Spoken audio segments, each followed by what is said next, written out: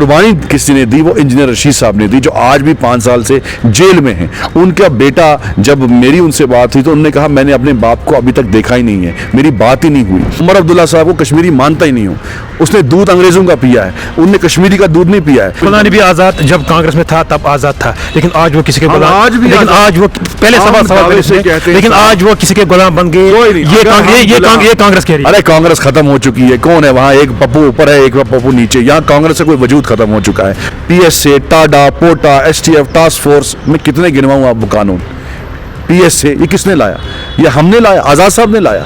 ये तो एनसी ने लाया कि आज़ाद साहब जो है बीजेपी के साथ नहीं है, ये बाकी एनसी हो, पीडीपी हो, बाकी पार्टियां हैं, ये बीजेपी के साथ मिले हुए हैं। और ये नारा दिया कि जिस कश्मीर को खून से सींचा वो कश्मीर हमारा है। आज बात एक बार फिर से जम्मू कश्मीर की सियासत पे करते हैं। खुसूसन तौर पे आज अगर बात होगी वो होगी शुमाली कश्मीर के पार्लियामानी इंतखाबात पे, और बात करने के लिए हमारे साथ आज खास मेहमान मौजूद हैं जो किसी भी तारफ के मोहताज नहीं है। जी हाँ, मैं बात कर रहा हूँ डेमोक्रेटिक प्रोग्रेसिव आज़ाद पार्टी के चीफ स्पोक्स पर्सन सलमान निज़ामी साहब की। सलमान साहब, आपका बहुत बहुत शुक्रिया अपना वक्त देने के लिए। Thank you. सबसे पहले आप बताइए कि अब आपकी पार्टी भी नॉर्थ कश्मीर से इंजीनियर रशीद साहब को सपोर्ट कर रही है, तो क्या कुछ मुद्दे और मकसद है? देखिए, जब इंजीनियर साहब के फर्जन जो हैं अबरार साहब का टेलीफोन मुझे आया और उससे पहले उन्होंने पब्लिकली अपील की थी आज़ाद साहब को साथ देने की, आज़ाद साहब से रिक्वेस्ट की थी कि वो साथ दें हमारा, तो मैं भी इमोशनल हो गया, आज़ाद साहब भी इमोशनल हो गए, क्योंकि हमने अपने सियासी इख्तलाफात और सियासी जो एम्बिशंस होते हैं कि हमें वहाँ जीतना है, हमारे कैंडिडेट को जीतना चाहिए, क्योंकि हमने पहले वहाँ शुएब लोन साहब को डिक्लेयर किया था कि वो लड़ेंगे, लेकिन उन्होंने ही कहा कि नहीं, मैं इंजीनियर साहब को वहाँ लड़वाना चाहता हूँ और हम चाहते हैं कि इंजीनियर साहब लड़ें। तो इसलिए हमने फैसला किया, हमारी टीम ने फैसला किया, पूरी पार्टी ने फैसला किया कि हम इंजीनियर साहब का साथ देंगे, क्योंकि अगर 370 के लिए किसी ने पार्लियामेंट में आवाज़ बुलंद की वो गुलाम नबी आज़ाद साहब थे, जिन्होंने पार्लियामेंट की दीवारें हिलाई और ये नारा दिया कि जिस कश्मीर को खून से सींचा वो कश्मीर हमारा है। और दूसरी तरफ अगर कुर्बानी किसी ने दी वो इंजीनियर रशीद साहब ने दी, जो आज भी 5 साल से जेल में हैं। उनका बेटा, जब मेरी उनसे बात हुई तो उन्होंने कहा मैंने अपने बाप को अभी तक देखा ही नहीं है, मेरी बात ही नहीं हुई। तो मुझे लगता है कि कश्मीर की सबसे बड़ी पहचान ये है कि हमारे अंदर जो है कश्मीरियत है, हमारे अंदर इंसानियत है। जब कोई यात्री यहाँ आता है अमरनाथ यात्रा में, तो हमारे कश्मीर के लोग जो मजदूर हैं वो उनको कांधे पे चढ़ा के दर्शन करवाते हैं। जब कोई आर्मी का जवान जो है ज़ख्मी होता है कहीं सड़क पे किसी रोड एक्सीडेंट में जो है ज़ख्मी होता है, तो हमारे कश्मीर के लोग उसको कांधे पे उठा के अस्पताल पहुंचाते हैं, अपना खून देते हैं। तो ये कश्मीरियत का जज्बा है, ये इंसानियत का जज्बा है। इसलिए आज़ाद साहब ने सोचा कि नहीं, एक इंसान वहाँ इस वक्त 5 साल से नज़रबंद है, जेल में है, तो हमारा फ़र्ज़ बनता है कि हम अपने जो कुर्सी जो है या उसकी जो है एम्बिशन सब साइड पे रख के हमें उसका साथ देना चाहिए। तो इसलिए हमने डिसाइड किया, कल अनाउंस भी किया ऑफिशियली, हालांकि हम काफ़ी देर से उनका सपोर्ट कर रहे थे। फिर शुएब साहब ने भी स्टेटमेंट दिया कि अगर पार्टी को कोई दिक्कत है तो मैं इस्तीफ़ा दूंगा। इसलिए हमने कल उनसे बात की कि आपको इस्तीफ़ा देने की कोई ज़रूरत नहीं है, पार्टी आपके साथ शाना बशाना खड़ी है, पूरे इंजीनियर साहब के परिवार उनके सपोर्टर्स के साथ खड़ी है। आज उड़ी में उनका प्रोग्राम था, पूरी डीपीएपी के वर्कर उनके साथ शाना बशाना खड़े थे। तो इसलिए हमारे सामने बहुत बड़ा इम्तिहान है उन ताकतों को जवाब देने का जिन ताकतों ने इंजीनियर साहब के साथ जुल्म किया, और हमें पहले उनको जेल से निकालना है। और हमें उम्मीद है कि इंजीनियर साहब आज़ाद साहब की तरह वकालत जम्मू कश्मीर की आवाम में करेंगे, क्योंकि एज एमएलए भी उन्होंने वकालत की। सलमान साहब, डीपीएपी का ग्राउंड जो है वो नॉर्थ कश्मीर में कुछ भी नहीं है, ये यहाँ की रीजनल पॉलिटिकल पार्टियां दावा कर रहे हैं कि इसलिए इन्होंने वहाँ पे अपना उम्मीदवार जो वो खड़ा नहीं किया। देखिए, मुझे बताइए, ताज मोहिद्दीन साहब हमारे इतने बड़े लीडर है वहाँ, शुएब लोन साहब इतने बड़े लीडर है वहाँ, मुनीर साहब हैं, निसार साहब हैं, आज़ाद साहब के जलसे आपने देखे। गुरेज में तो एनसी अभी तक गई ही नहीं। गुरेज में देखिए, रात के अंधेरे में हज़ारों की तादाद में आज़ाद साहब को सुनने के लिए और देखने के लिए लोग निकले। तो वहाँ हमारे एक्स एमएलएज हैं, एक कार्डर हमारा वहाँ है। तो अगर हम कुछ नहीं होते तो इंजीनियर साहब के बेटा जो है, जो अबरार साहब है, तो वो हमें अपील क्यों करता? उनको पता है कि आज़ाद साहब का एक किरदार है, एक रेपुटेशन है, और वो जब जिसका साथ देते हैं वो चट्टान की तरह खड़ा रहते हैं उनके पीछे। इसलिए उनको एहसास है इस बात का कि आज़ाद साहब जो है बीजेपी के साथ नहीं है, ये बाकी एनसी हो, पीडीपी हो, बाकी पार्टियां हैं, ये बीजेपी के साथ मिले हुए हैं। आज वहीद साहब का बयान आपने सुना वो बीजेपी की आज तारीफ कर रहा है कि 5 साल में अच्छे हालात यहाँ हुए। तो इसलिए इंजीनियर साहब अगर इस वक्त बंद है तो वो हमारा ही कॉज है कि भाई देखिए यहाँ जो जुल्म हुआ, जो यहाँ कत्लो गारत हुई, यहाँ जो हमारे सेलेक्टिव किलिंग्स में चाहे कश्मीरी पंडित हो चाहे सिख हो जो गोली का शिकार हुए, तो यहाँ हालात ठीक नहीं है। आपने दावे किए थे 370 के बाद जो है यहाँ रोजगार मिलेगा, यहाँ तरक्याती काम होंगे। भारतीय जनता पार्टी की सीनियर लीडर हिना भट्ट का बयान सामने आया था जिसमें से उन्होंने कहा था कि यहाँ पे अगर हम उन्होंने साफ तौर पे कहा था कि यहाँ पे जितने भी कैंडिडेट हैं वो हमारे कैंडिडेट हैं। तो क्या कहना वो साफ हो गया ना, बीजेपी ने वहाँ रजौरी में अल्ताफ बुखारी साहब को सपोर्ट की, यहाँ जो है सजाद साहब को उन्हें सपोर्ट की, तो हम तो वहाँ अकेले लड़ रहे हैं।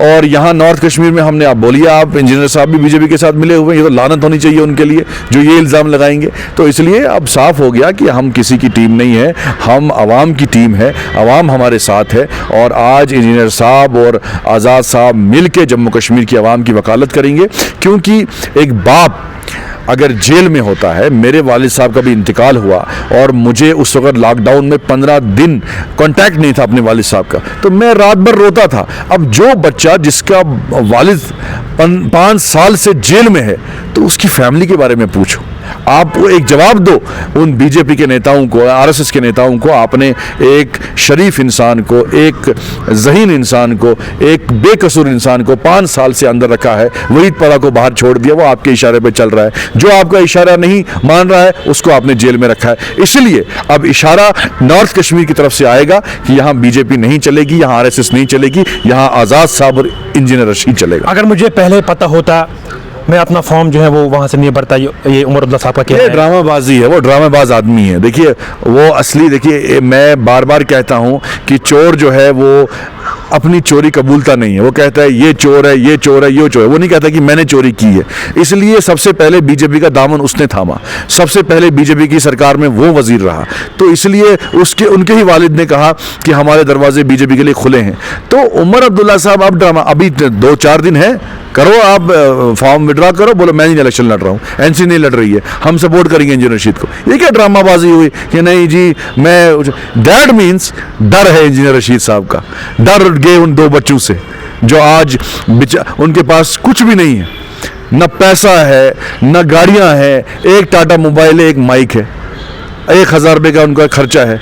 आवाम टूट के पड़ गई। उन्होंने देखा है फारूक अब्दुल्ला को, वो तंग आए खानदानी राज से, पहले शेख साहब, फिर फारूक साहब, फिर उमर साहब, अब जमीर साहब, 2 बच्चों को लाया है। अरे तुम्हारे 2 बच्चे अमेरिका में पढ़ के आए, इंजीनियर रशीद के बच्चे जो है मजदूरी करते हैं, कुछ नहीं है उनके पास। गुलाम नबी आजाद जब कांग्रेस में था तब आजाद था, लेकिन आज वो किसी के गुलाम, आज भी, लेकिन आज वो पहले सवाल, लेकिन आज वो किसी के गुलाम बन गए। ये कांग्रेस कह रही है। अरे कांग्रेस खत्म हो चुकी है, कौन है वहाँ, एक पप्पू ऊपर है, एक पप्पू नीचे, यहाँ कांग्रेस का कोई वजूद खत्म हो चुका है। कांग्रेस का 370 पे कोई स्टैंड नहीं है। और मैं आपको कहूँ, आप एक बहुत सीनियर सहाफ़ी हैं, मैं आपको रसूख से कह सकता हूँ, सुख से कह सकता हूँ कि अगर कांग्रेस छोड़ने की कोई वजह बनी हमारी, वो ये बनी कि कांग्रेस ने 370 पे हमारा साथ नहीं दिया।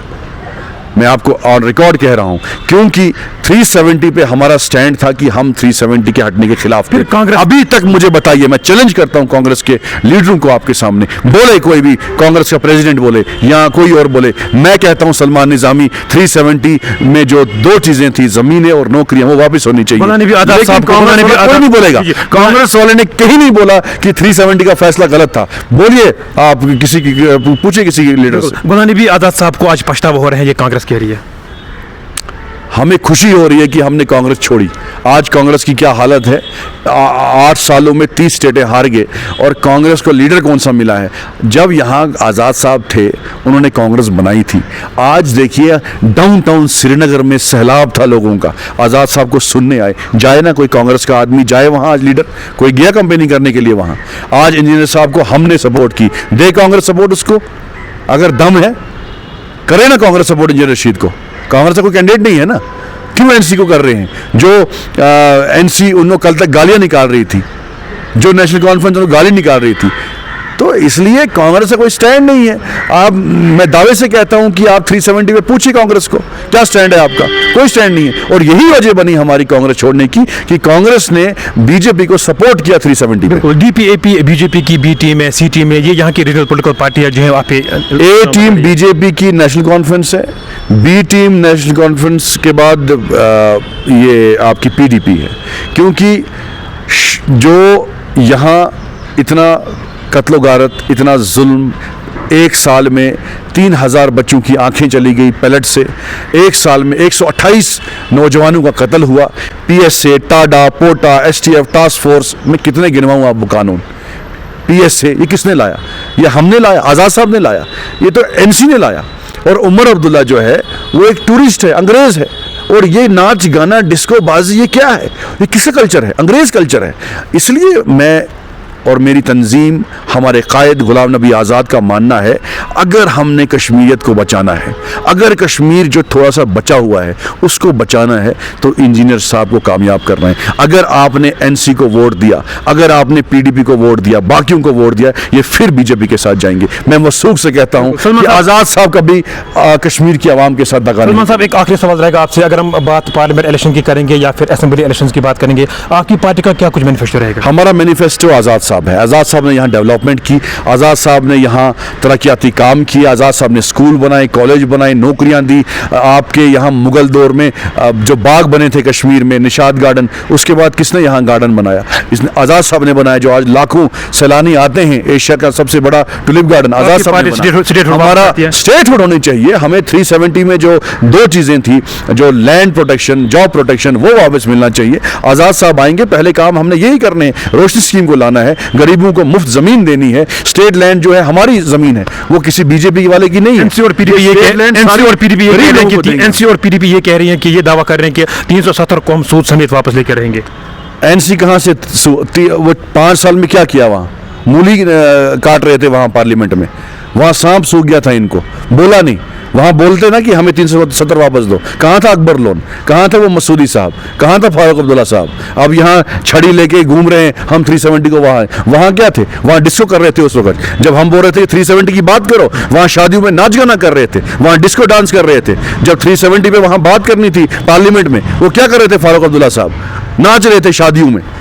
तो अब क्या करेंगे ये? अब आप एक्सपेक्ट कर रहे हैं कि वो जो वहाँ के रिप्रेजेंटेटिव भी नहीं है, कंगन में रहने वाला शख्स जो है वहाँ जाता है अनंतनाग में, कहता है मैं आपके लिए लड़ूंगा। अरे जिस अनंतनाग से को मसूरी साहब आपके थे, उसने कुछ नहीं किया वहाँ, वो खामोश रहा। अब ये क्या करेंगे वहाँ? कौन से तीर चलाएंगे वहाँ? आपने आजमाया एनसी को, आपने आजमाया पीडीपी को। पीडीपी का जो नुमाइंदा है नॉर्थ कश्मीर का, जो एमपी है था पीडीपी का, आज कैंडिडेट था, उसने तो वोट भी नहीं डाला 370 के खिलाफ। जब वोट हुआ कि आप इसके हक में हो या खिलाफ हो, जो पीडीपी का आज वहाँ एमपी कैंडिडेट है, उसने तो वो तो घर में बैठ गया क्योंकि बीजेपी के साथ मिले हुए थे। तो इससे इनसे क्या उम्मीद? मैं दावे से कहता हूँ, यकीनन कहता हूँ, दिल पे हाथ रखी कहता हूँ, अगर कश्मीर के लोगों ने इंजीनियर साहब को वोट दिया, यहाँ जो है ये एनसी और पीडीपी जो है ये बीजेपी के साथ जाएगी। और इंजीनियर साहब जो है कभी भी आवाम के वोट का सौदा नहीं करेंगे, ना आज़ाद साहब सौदा करेंगे। और अगर कश्मीरियत को बचाना है, अगर इंसानियत को बचाना है, अगर कोई जो है बेज़मीर इंसान होगा, वही एनसी और पीडीपी को वोट डालेगा। और जो सच्चा कश्मीरी, मैं फारूक को, इसको, उमर अब्दुल्ला साहब को कश्मीरी मानता ही नहीं हूँ। उसने दूध अंग्रेज़ों का पिया है, उनने कश्मीरी का दूध नहीं पिया है। अगर वो कश्मीरी होते, वो अबरार जो इंजीनियर साहब का बेटा है उस पर इल्ज़ाम नहीं लगाते, ये दिल्ली का है या पिल्ली का है। इसलिए उमर अब्दुल्ला साहब की आंखों में पट्टी है, और जिस तरीके से उनको फ़र्क ही नहीं पड़ा, क्योंकि उनको पता है कश्मीर के लोग बेवकूफ़ हैं। अगर हम राज करते हैं इतने सालों से, हम कत्ल भी करते हैं इनका, हम पैलेट भी चलाते हैं, जैसे महबूब मुफ्ती ने जलील भी किया, टॉफ़ी लेने जा रहे थे कैंप में, दूध लेने जा रहे थे। तो इनको एनसी और पीडीपी को जवाब देना है कि भाई हम कश्मीर के लोग बेगैरत नहीं है कि तुम हमें मारोगे, कत्ल करोगे, हमारा सौदा करोगे और फिर हम पीछे पीछे आपके चलेंगे। इसलिए लोग टूट के उतर गए हैं मैदानों में। नौजवान आज सारा नौजवान कहता है कि हमें अब्दुल्ला ख़ानदान नहीं चाहिए, मुफ्ती ख़ानदान नहीं चाहिए, हमें आम कश्मीरी को जिताना है, आम कश्मीरी को पार्लियामेंट भेजना है। बहुत बहुत शुक्रिया अपना वक्त देने के लिए। नाज़रीन मोहतरम, ये हमारे साथ बात कर रहे थे DPAP के चीफ स्पोक्स पर्सन सलमान निज़ामी साहब। आज इनके साथ हमने बात की, खुसूसन तौर पे जम्मू कश्मीर की सियासत पे बात की और उसके साथ साथ पार्लिमानी इंतखाबात पे बात की। उन्होंने साफ तौर पे यहाँ की रीजनल पॉलिटिकल पार्टियों को तनकीद का निशाना बनाया। अगर यहाँ पे 70 साल से किसने जुल्म किए हैं वो NC और PDP ने किए हैं। तो और भी हम लगातार आपसे रूबरू होने की कोशिश करेंगे। अल्लाह ने के बाद।